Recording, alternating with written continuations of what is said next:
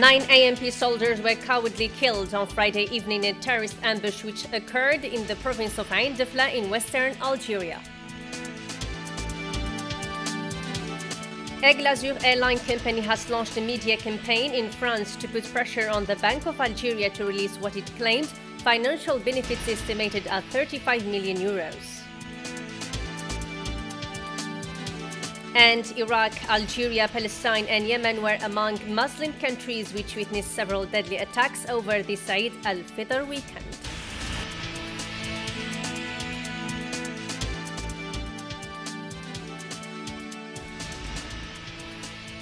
Hello ladies and gentlemen, you're watching Dzair News Live and welcome to this English news edition.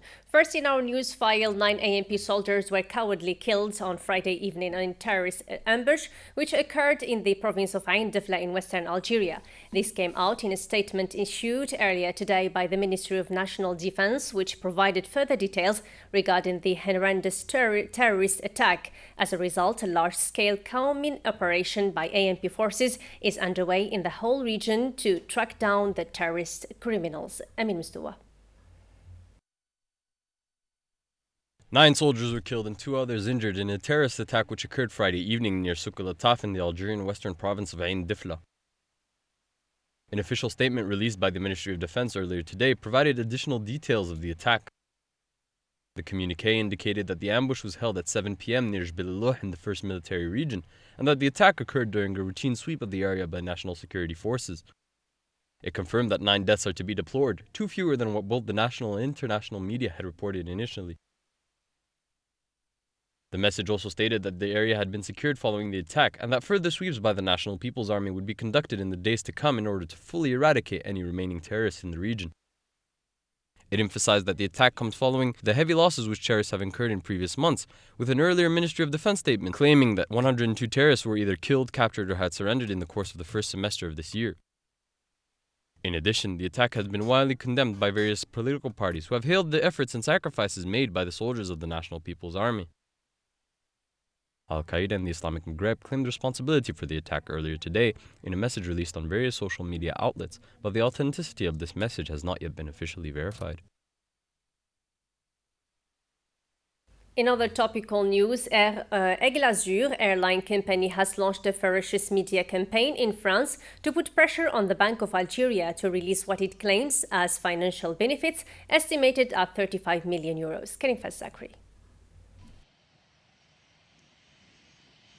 In recent days, the Aigle Azur's airline and French authorities are increasing pressure on Algiers through an unprecedented media campaign relayed in both Algeria and France, as well as through diplomatic channels in order to repatriate 35 million euros demanded by the airline company. In France, Aigle Azur is playing the employment card within a context of economic crisis, with the argument carrying a lot of weight in France. This situation threatens the very existence of Aigle Azur and its 1,200 employees. This is partly what justifies the heightened involvement of the French government. The French Prime Minister Manuel Valls challenged the Algerian authorities twice during his last 2 visits. The other argument being presented is that the blocking is intended to promote struggling Air Algerie, in other words, constituting blackmail from some officials within Algerian civil aviation, according to Al Watan newspaper. According to Arisqi Ijrouiden, its sabotage as Aigle Azur has been encroaching upon Air Algerie's market share for travel between France and Algeria for several years now. Aigle Azur's current share of the market stands at 40%, adds France Info.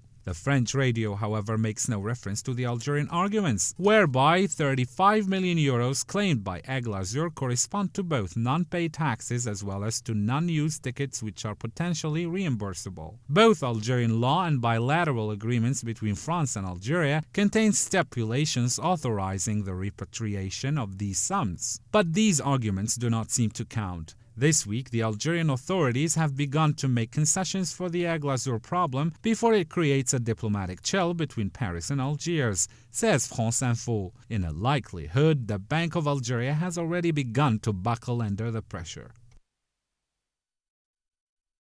In economy-linked news, the National Agency for Support to Youth Employment, Dzair, has signed an agreement with 2 state banks to ease access to financial credit for startups. A senior executive of the agency told local media outlets here in Algiers. Mohamed Barazwan. Dzair manager said this will boost the creation of new businesses through more flexible terms to obtain a loan, as collaterals required by commercial banks were often a barrier for startups. While small and medium-sized enterprises, SMEs, represent more than 95% of companies here in Algeria, at least half of that number struggle to get access to banking services, denying them the opportunity to help the national economy grow faster. Due to bank strict requirements, only 8,250 startups have received bank financing since the creation of the Dzair in 1996, out of a total of 333,000 funded projects. He told the press that the agreement was signed recently with these 2 financial institutions without revealing the name. We have a 70% recovery of credits and provide a serious monitoring of projects, he explained. According to the International Financial Corporation, IFC, although small businesses make an important contribution to Algeria's gross domestic product, as in many emerging economies, they lack corresponding financial support from banks. SMEs are still struggling to access quality banking products here in Algeria, even though they are numerous and create many jobs, according to Juma Kobain, IFC's head for the Maghreb region. Moving on to regional news, and precisely in Libya, ISIS extremists have reportedly kidnapped the 3 African Christians in eastern Libya, the terror group said, publishing their passport pictures. The men come from Egypt, Nigeria and Ghana, ISIS said in a statement on social media, without elaborating. The kidnapping took place in the Nufeila area, an ISIS terror group's stronghold southeast of the city of Sirte. In Egypt, suspected extremists have attacked 2 military checkpoints in the Sinai Peninsula, killing at least 5 soldiers. Egyptian security sources say the gunmen targeted the checkpoints near the northern town of Sheikh Zuweid. They were reportedly among military installations attacked 2 weeks ago by ISIS-affiliated terrorists. At least 17 soldiers died in the attack. Sinai Peninsula has recently been a wave of terror attacks on Egyptian troops.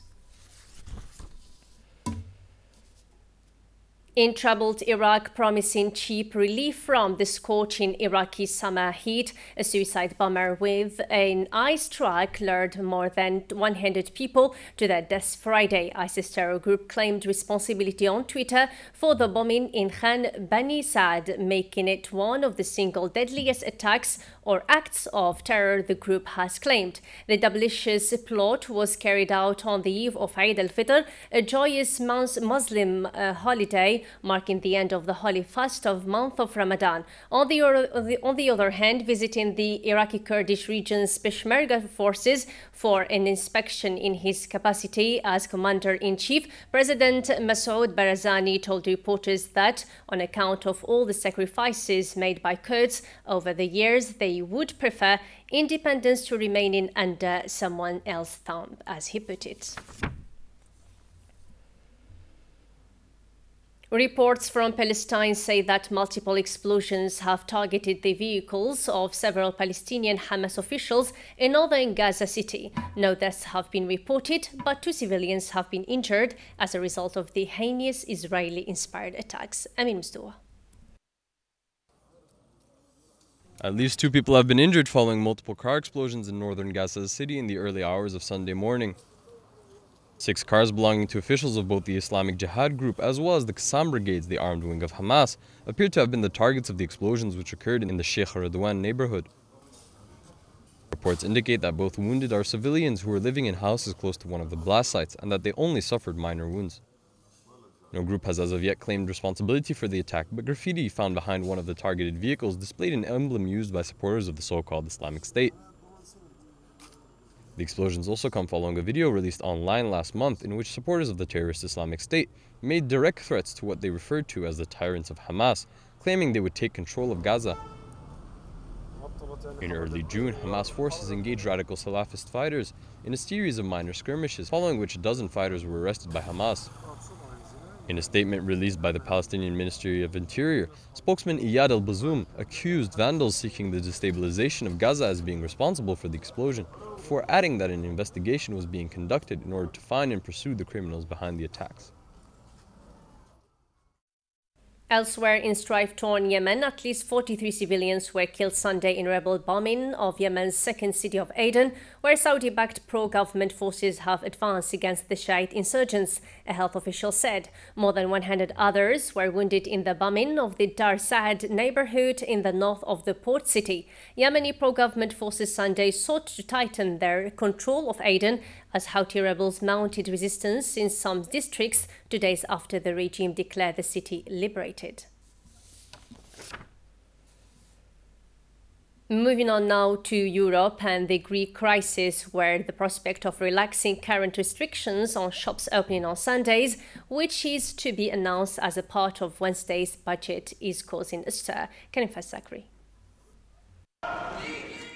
A Sunday well spent brings a week of content, goes the old saying. But in Greece, the difference is whether you're spending money or time with the family. Dozens of retail workers have set up a picket line in Athens to protest against Sunday openings, one of the many measures included in the bailout program. We want to show our employers that we are on strike and we will protect the picket line. And we want to send a message that we will continue our struggle no matter which government is in power. It is a sore point for Prime Minister Alexis Tsipras, who pledged never to force the issue of Sunday openings. But not everyone agrees that opening up shops is a bad deal. I believe that Tsipras is the only one who will be able to break the unions, and he has to for Greece. They don't let us go shopping like everybody else in the world. Who do they think they are? Everybody works on Sundays. When I used to work, I worked every day and even at nights.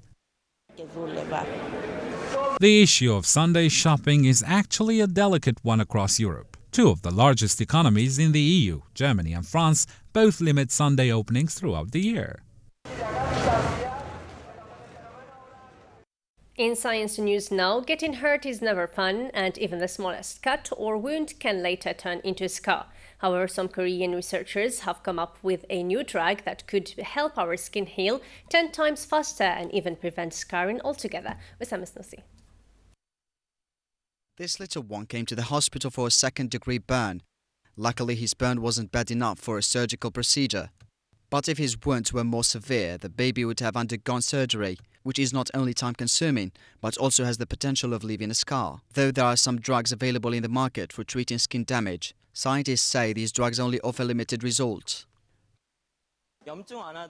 Since existing drugs mainly focus on pain relief, they aren't very effective in treating the wound itself. Even some of the newer drugs that stimulate cell growth have their limits, and they tend to be very expensive. To solve these issues, researchers from Yonsei University in South Korea have developed a new drug that can accelerate the skin's healing process by 10 times and reduce chances of scarring as well. Humans naturally produce a number of proteins when the body tries to heal itself, and scientists found that one of these proteins, called CXXC finger protein 5, can actually interfere with the skin's healing process when it reaches a certain level. Thus, by blocking this protein, the skin can heal much faster. The new drug was first tested on animals and it showed dramatic results. Now researchers have confirmed that the drug is safe for humans as well. After studying the structure of the skin of a patient with skin cancer, we have confirmed that the drug can be applied on people. Scientists also mentioned that the new drug is much cheaper to produce than existing drugs. They are now awaiting clinical trials with hopes to commercialize the drug within the next 2 years. And finally, to wrap it up in sports news, at the continental level, the national Olympic football team plays its Sierra Leonean opponent in the first leg of the last stage of the Under-23 category African tournament today at Mustafa Chakr Stadium. The second leg will be also played in Algeria due to the recent resurgence of the Ebola epidemic in Sierra Leone itself. Usama Snusi again. The national Olympic team of football faces Sunday their counterpart of Sierra Leone at Mustafa Chekar Stadium in Blida in the first leg of the last playoffs round for the African tournament of less than 23 years, scheduled for the month of December in Senegal and the Olympic Games in Rio de Janeiro, Brazil in summer 2016. The Greens dream to qualify to the Olympics after 35 years of reluctance of participating in any continental event. In the 1980 Moscow Olympics, the Algerian national team did not make it to the Olympic finals. The players of the Swiss coach Pierre-Henry Sherman quest toppling their Sierra Leone opponent in both legs, especially that both games will be played in Mustafa Chekar Stadium after the approval of the opposing team to play the second leg in Algeria. Because of the Ebola epidemic that hit Sierra Leone, who was banned by the Confederation of African Football to receive teams at home in order to curb the spread of the epidemic. The national team will play this tournament with a local squad from the national championship, except for defender Rami Bensbiri, who recently got transferred to the French club Montpellier. This policy was applied by the Algerian Confederation of Football to boost the quality of the Algerian local players. It's worth noting that this confrontation will be moderated by a Libyan arbitration crew, led by the international ref Wahid Tamouni. The end of our English news edition. Thanks for watching. Bye-bye.